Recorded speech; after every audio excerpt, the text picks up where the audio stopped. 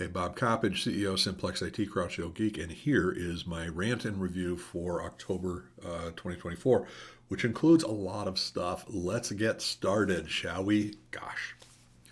One of the first things that happened was there was a great meeting that was kind of to revive the Microsoft partner channel in Northeast Ohio. And I was asked to help spread the word on that, which I did, and also attend, which had a good presentation on some of the co-pilot strategies that's coming on. I'm a big believer in co-opetition. You know, in some situations, two organizations can compete, and in other situations, those same two organizations can cooperate. And certainly, there's enough business for all of us managed service providers like Simplex-IT.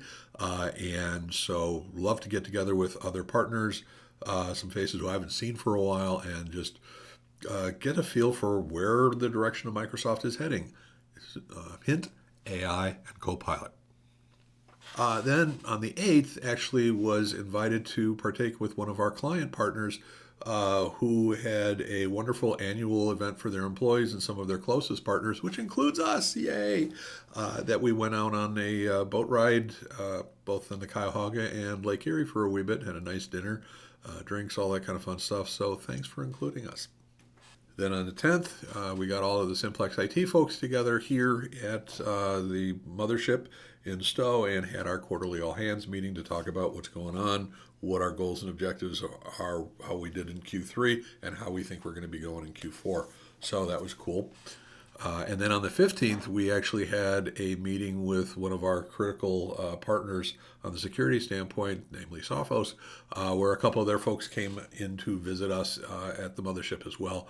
And we talked about both from a product standpoint, made sure that we're in sync with some of the things that they're looking to do, because they're always looking to expand their offerings and shore up what they've already got, both from the managed service side as well as the direct support side.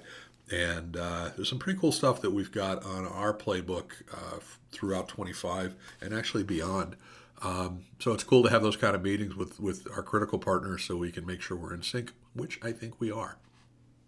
On the 17th, Simplex IT actually hosted sort of the networking event for the Private Directors Association, or the PDA Cleveland chapter.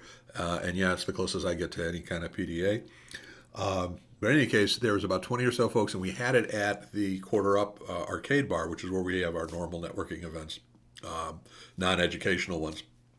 And there were about 20 folks or so, and it was great. It was some great conversations, food, drink, all that. And I don't think anyone actually played a game, which is kind of weird, because when we have our events for our friends and folks, usually in August or the like, we go through a couple $100 of quarters each time.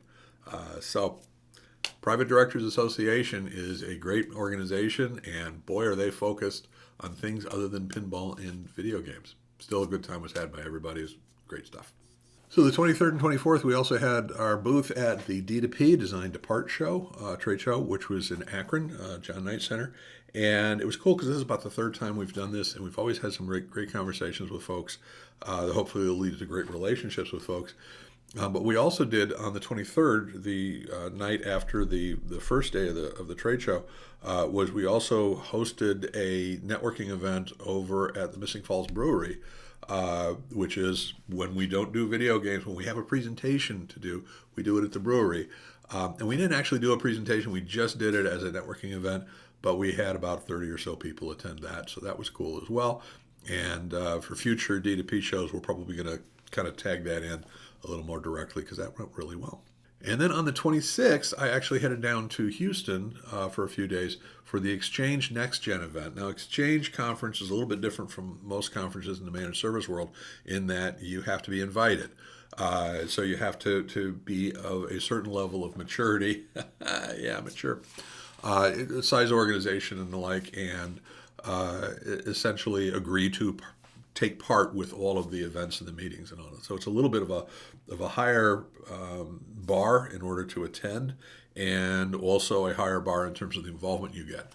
And had some really good conversations again with Sophos, our security partner, as well as PAX 8 and a couple of other partners that we work with.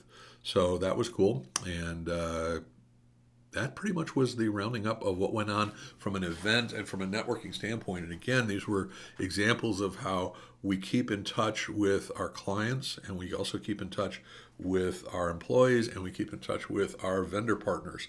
All of which is what we're trying to do to make sure that we've got a standardized narrative and a standardized process as far as moving forward with all of those relationships, which are critical. And how does that manifest itself? Well, one of the ways is we are done with our definition of what Model 25 is going to look like. And for those of you who know Simplex-IT, what we try to do is every year we come up with, here is a standard offering that has the appropriate level of security, the appropriate level of productivity, the appropriate level of support, of training, all those kind of things that most of our clients need in order to get the best performance and the appropriate level of security for their organization. And so we started this in 22 with Model 22, 23, 24, and 25. And we actually got this one done in record time. We thought we were going to have 24 done in record time, but then we had some last minute changes we had to do. So far, none of those happening this year. So we're actually going to start reaching out to our clients about what the upgrades are going to be. And they're going to be very evolutionary, not revolutionary. But all of managed service providers should be every year, how do we do things better, and how do we communicate things better, and how do we continue to hone our craft? And the model campaigns worked out very, very well for us. One of the other things we've done is we actually have gotten back into marketing campaigns. For about a year or two, we kind of took off really doing any kind of mailer, email campaigns, really focused campaigns with calls and the like, honestly, because we were trying to reinvent and redefine better some of the process that we do, and pretty much we've got that done. So we've just came out with a 2025 campaign, which is essentially reaching out to potential clients saying, are you ready for 2025 from an IT standpoint, whether it be talking about technical debt, talking about security processes, talking about the fact that Windows 10 is going to go bye-bye in October of next year. And so far, it's early. We've had some really good feedback, really good engagement, and hopefully that's going to create some new relationships. And if you're interested, reach out to me, Bob at simplex-it.com. Love to talk to you about it. Why wait for the email? One of the other things that's happening is that CompTIA, those of you know I've been involved with CompTIA for several years, a supporter of it for much longer than that, with some of their management committees and the like.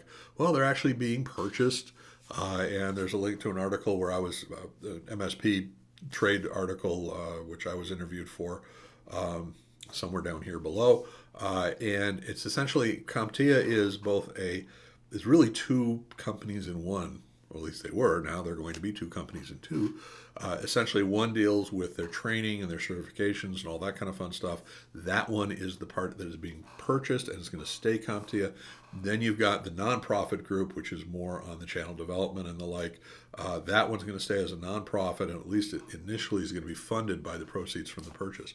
So it's going to be interesting to see what happens. I think that it will ultimately be a good thing, but again, we shall see. And then finally, Microsoft announced a new pricing change for Microsoft 365, and there's already a lot of stuff that's going on, good, bad, or indifferent.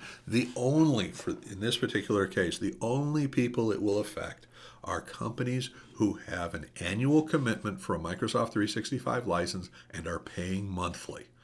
When you get a renewal, when it comes to your renewal date, you will have automatically a 5% add-on charge that Microsoft will apply.